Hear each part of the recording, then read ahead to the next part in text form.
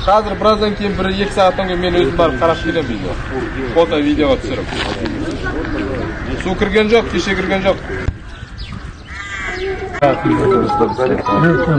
Су келмес бұрын біз мына ауылдың халқына уведомленияларын бердік. Малдарды бірінші очередь бізде мынау еңбек ауыл бар. Еңбек ауылына жылқы 150 бас жылқы шығарылды. 125 қара мал барлық ауылдан шығарылды. Сол биік жерге 475 бас қой, ұсақ мал шығарылды. Су келген үйлердің барлық халқы эвакуировать етілді.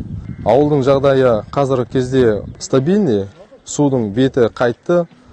Қазір ешқандай қауіп жоқ ауылға.